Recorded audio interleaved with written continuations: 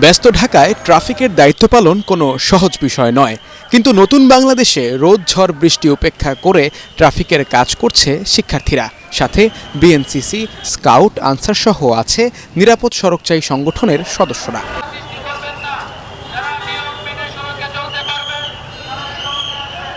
দীর্ঘ ৩১ বছর কাজ করে আসা নিরাপদ সড়কচায়ী আন্দোলনের ইলিয়াস কাঞ্চনকেও দেখা গেছে শিক্ষার্থীদের সঙ্গে।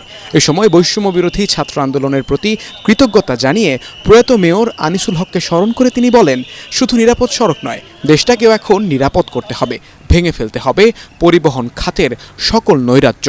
আমার এই আন্দোলনের সময় যেভাবে বুক পেতে দিয়েছে ছাত্ররা, তো সেই জায়গায় আমরা এই অপশক্তি থেকে আমরা আমাদের নিজেদের দেশকে রক্ষা করতে পারবো না। ইনশাল্লাহ পারবো। আমরা সড়কের নৈরাজ্য এবং শৃঙ্খলা ফিরিয়ে আনার জন্য এই যে আনিস সাহেবের যে একটা প্ল্যান ছিল, আপনার র্যাপিড ট্রানজিট বাস সিস্টেম, এক একটা রোডের মধ্যে এক এক কালারের গাড়ি থাকবে এবং সেইখানে আপনার ওই গাড়ি ছাড়া অন্য গাড়িগুলো চলতে পারবে না এবং এগুলো একটা সিস্টেমে চলবে। সেই সিস্টেমটা চালু করার জন্য আমি বলবো যে তারা যেন এই কাজটা যেন করে। এই সমস্ত কাজগুলো এবং অন্যান্য অনেক প্ল্যান যেটা আমার আছে, যেটা আমি স্বপ্ন দেখতাম, সেটা তাদের সঙ্গে বসে আমি সে কাজগুলো 100% কপার কন্ডেন্সারে তৈরি ভিশন ফ্রিজ, তাই গুণে মানে অটুট থাকে বছরের পর বছর। এদিন রাজধানীর প্রায় সব এলাকাতেই দেখা গেছে সাধারণ শিক্ষার্থীদের উপস্থিতি। তাদের উৎসাহ দিতে দেখা গেছে বেশ কিছু সংস্থাকেও। কেউ দিচ্ছেন ছাতা, কেউ আবার খাওয়াচ্ছেন আইসক্রিম। রোদের মধ্যে তারা ডিউটিকে রোস্টারিং করে সুন্দর করে ডিউটি পালন করতেছে এবং রাস্তাকে সুশৃঙ্খল করেছে।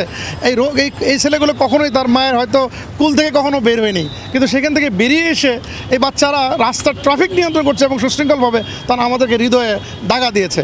সেই প্রেক্ষিতে এই একটু আমার কোম্পানির পক্ষ থেকে ক্ষুদ্র প্রচেষ্টা শুরু, এটা তো আসলে তাদের জন্য কিছুই না। আমাদেরকে সবাই আলহামদুলিল্লাহ অনেক ভালো হেল্প করছে। আমাদের এখানে কোনো ধরনের কোনো ব্যাড এক্সপিরিয়েন্স নেই।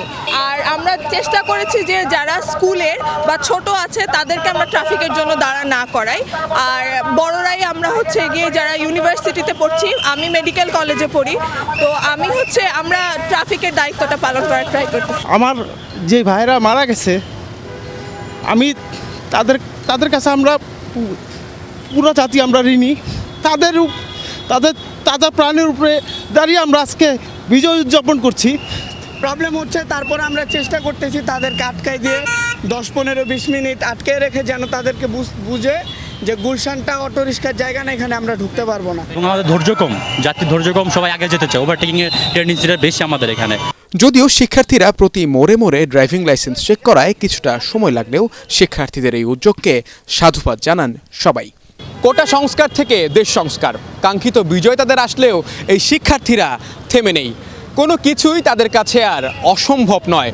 তাই তো আগামীর সমৃদ্ধ বাংলাদেশ বিনির্মাণে এই শিক্ষার্থীরা কাজ করতে চায় দেশের প্রতিটি ক্ষেত্রে, গড়তে চায় সোনার বাংলাদেশ।